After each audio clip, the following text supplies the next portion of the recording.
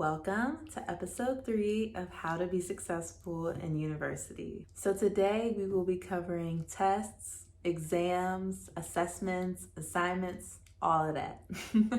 So let's get into it. So first, the most important thing is to outline or map out your upcoming due dates and their requirements. Whether this be within your binder, in your calendar, in your diary, or in your phone, you just want to make sure that you have a location where you can look really quick to see what you have due within the next week, within the next month, by the end of the semester, etc. By doing so, you're just going to make sure that you stay organized and on top of all of your assignments. Nothing is going to get on top of you. You feel me? So that kind of leads me to number 2.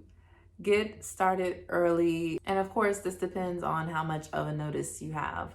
So usually when you start your classes, you get a syllabus or like a course plan saying what you're going to cover each week in this class. So 9 times out of 10, there is no reason why you cannot get started early because you already knew what was going to be due before the semester even started. So by getting started early, that doesn't mean a week early. I advise 2 weeks or more, depending on how big the assignment is. If it's just like a test, it's kind of hard for you to get prepared for it too early in advance. But as soon as you start learning the material that's going to be covered in the test, start studying for it every single night. And that way at the end, when the test is approaching, you're not going to be overwhelmed trying to cram everything. Now, when it comes to bigger assessments or exams that may be due toward the end of the semester, those you definitely want to get started on at least 3 weeks, if not a month before it is due, because usually these assignments hold a lot of weight. You do not want to be waiting until the last minute and submitting subpar work. You want to submit your best work possible. So what I suggest doing, if it's like a paper that you have to write or something along those lines, you want to work on it early. Give it maybe a week or 2 to marinate and then come back to it and make any edits that you need, add any new ideas that you may have come up with. But by giving you that time, you allow yourself to formulate more thoughts, reflect on your work. It's just much better, I promise. The next bit of advice is to ask for feedback. And this mainly applies for big assignments or written work. You want to ask for feedback on maybe things that you've done in the past to help you prepare for the future. But this could also just be in general. I always think that feedback is important. So if you don't feel super confident about how you're doing, or even if you do feel super confident and you just want to know, how you can improve, asking for feedback is the best way. And I am sure that your professors and your lecturers are going to be willing and able to give you any feedback that you want and to help you on your path to success. And then that leads me to the 4th point: incorporate the feedback.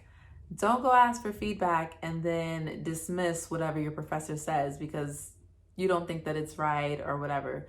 Try your best to incorporate the feedback that's given to you. Take some moments of self-reflection and ask yourself, why did I receive this feedback? If it doesn't make you feel good, maybe you need to ask yourself, what can you do to make sure you do better so that next time when you get feedback, it's in a more positive light, for example. So definitely be sure to incorporate your feedback. If you're not sure how to do that, then ask.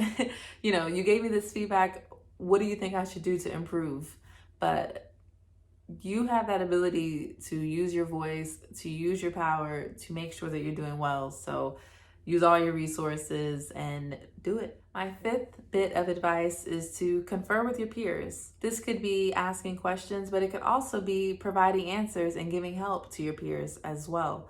So, if you're not sure about something, you want to do a study group, that is also helpful. But at the same time, you can help other people and practice your own knowledge by answering their questions or leading them in the right direction if they're not sure what they're doing. So you guys can help each other. At the end of the day, we're all in this together. We're all doing the same class. Why not sit down and make sure that we're all going to succeed, And by doing all of this, it leads me to the final step: to not stress. You want to know why?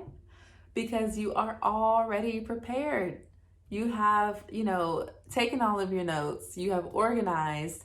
You have been preparing for this weeks in advance. There's no need for you to stress. You should be going into your assignments and your tests and your exams and your assessments feeling confident that you've done all that you could possibly do for this to be an exceptional assignment.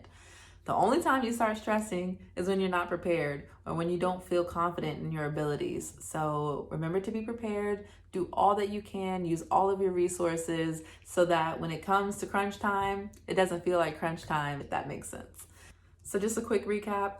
Outline and map out your assignments so there's no surprises. You're going to be prepared for everything. Get started early. You've mapped it out. Now you know what you're expecting. Go ahead and get started on it. Ask for feedback. Don't be afraid to ask, where have I gone wrong? What am I doing good at? How can I improve? If you don't ask, you'll never know. And then you must incorporate that feedback. Make sure that whatever your professor, your lecturers, your peers tell you, you do your very best to make sure that you incorporate it. Always confer with your peers, see what they have to say, help them, let them help you. We're all in this together. And last, don't stress, because you are amazing and you are fully capable and you are already on your path to success.